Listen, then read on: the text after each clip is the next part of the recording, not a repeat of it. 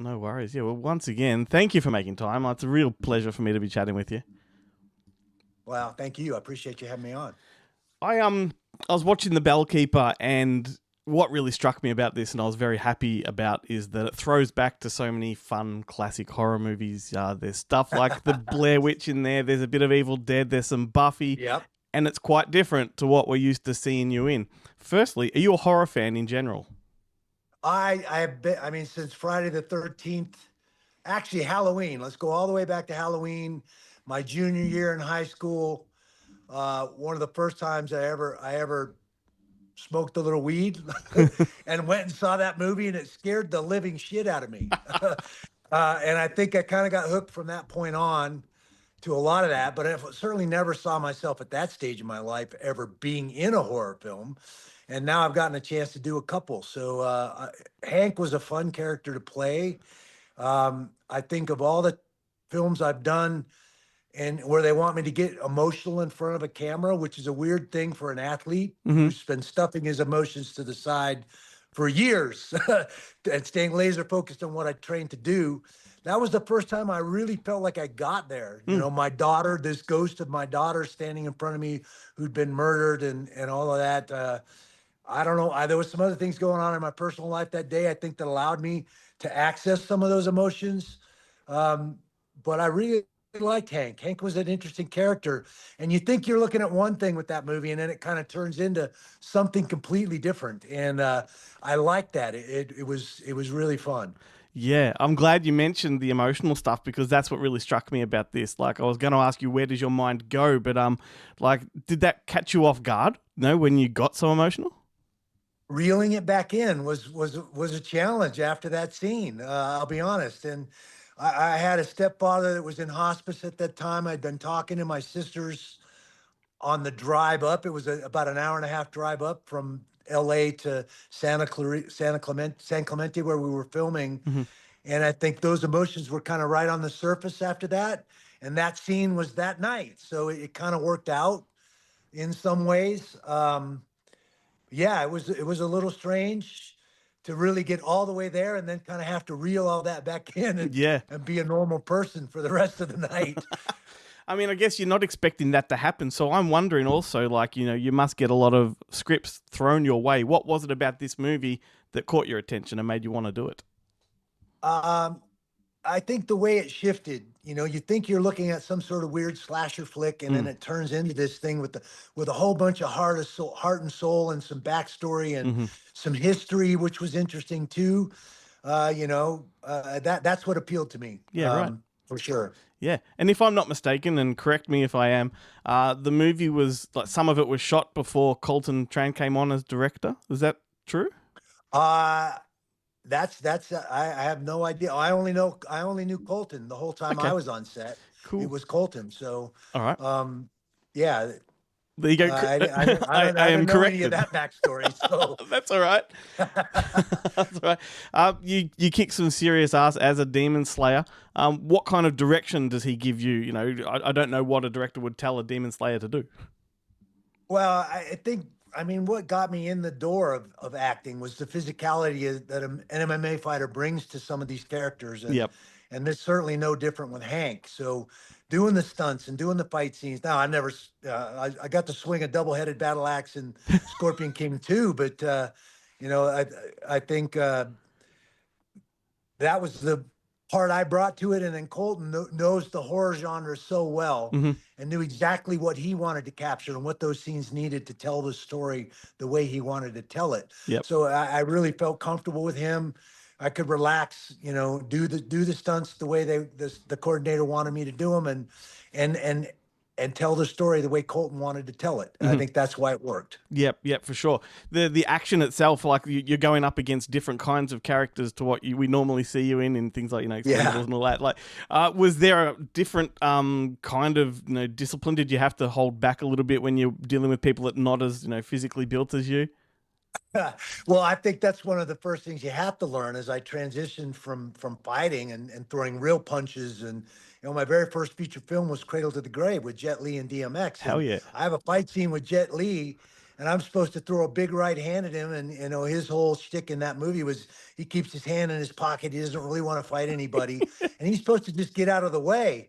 And I literally ran him over. Thankfully, I didn't punch him in the face, but I ran him over. The director went ape shit because I just ran over the star of the movie. And he's like, man, you didn't wind up. And I go, well, hell no, you don't wind up when you throw a right hand. I had to kind of learn the difference between knowing the line of the camera, how to throw that punch and make it look real, not hurt any stunt guys, not hurt anybody, and certainly dealing with a bunch of younger actors that were much smaller than I was. Yep. You got to temper those things. And that's where the coordinator comes in. He helps us work out those beats. He helps us get it right so it looks great, but nobody gets hurt. Oh my God. You got these young guys going up against you. Like, are they like intimidated? I think because I'm a fairly easygoing person, I'm friendly. I love people anyway. That's the beauty of this Yep. business is you get to meet a lot of great people. I think they felt comfortable with me. I wasn't some knucklehead that with bravado and bullshit on set. I'm a personable guy, so I think they felt comfortable. Yeah, I can attest for that. Like, you've made me feel instantly comfortable on this chat. So, like, I appreciate that. So you're a busy guy. I know that. I'm wondering, in your downtime, what kind of movies do you enjoy when you're chilling out? I'm an action guy. I have always been an action guy.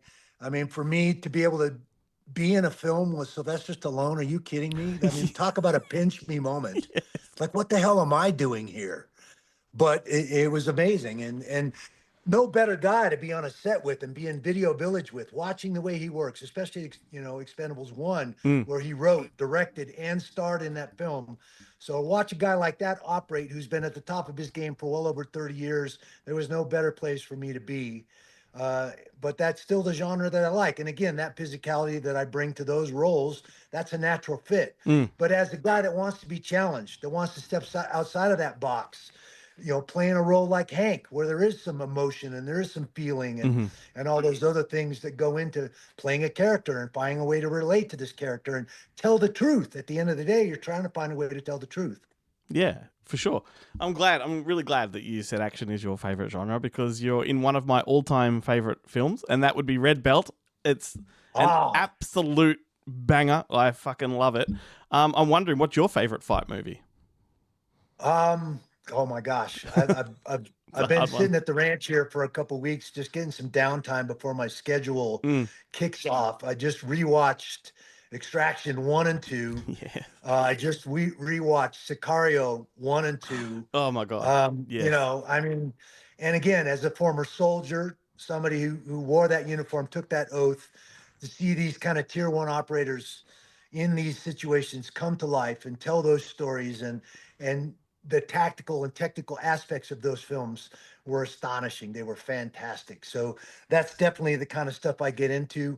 All the Rambos. I mean, the original Rambo was filmed in Hope, Washington, in my home state, which attracted me to that film early on. So, that's absolutely the stuff I'm tuning in to see, for sure. Amazing. And they're doing a Sicario 3, so I can't wait for that. Yes, RJ Casey's become a good friend of mine. He's a tier 1 guy, and he's an advisor on those extraction films. And Chris Hemsworth, man, did he put in some work to pull that off. And I just watched Land of Bad with Liam Hemsworth, who I got to work with on Expendables 3, and who's a great guy and did a stellar job in that movie. That was another one that was like, holy hell, these guys were on point. Yeah. They're from my neck of the woods. You should come down here and make a movie sometime. I would love to. I love Australia. I've been in Australia a lot. Spent a month there during the Olympics. Made some great friends. Larry Papadopoulos, John Donahue, Melbourne, Perth, Brisbane, the Gold Coast. I've been all over Australia. I don't think I've met an Australian I don't like, to tell you the truth. You've probably seen more of Australia than most Aussies. That's fun. Awesome. Well, cool, man. Well, thank you for the chat. Like, I really do appreciate it. I hope we get to see some more horror from you, because like I really got a kick out of it. Well, I had a blast doing Manson Brothers Midnight Zombie Massacre with Mike Carey and the guys. That was a bit tongue in cheek, but still a blast and a lot of fun. Gosh, I've done another recently. I'm trying to think of what it was, but it's not coming to my mind right now. One of us got punched in the head for a living. Awesome. All right. Well, I'll let you get on with your day. I do appreciate everything, mate. Thank you so much. Hey, man, thanks for having me on. I appreciate you. Did we wake you? Matt says you're making a movie. A documentary. I'm the host. And I'm a fluffer. What's the documentary about? Urban legends, rumored hauntings across America. First stop, Bell Lake. Hey! Stupid kids. At least the locals are friendly. My brother actually went missing around here sometime in the last 2 weeks. Hello? Do you know how to get to Bell Lake from here? Is that where you're headed? Hank is ruthless. He will kill you. That was creepy. According to my research, there's a bell here. Some blogs I read said that the bell is cursed along with all those that ring it. 5 minutes to midnight. Who's ringing the bell? Here we are just before midnight at Bell Lake. Shouldn't something be happening?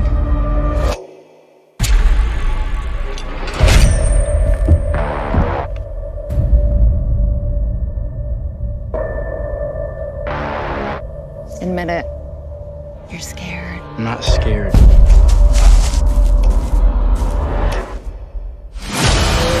You shouldn't have rang the bell.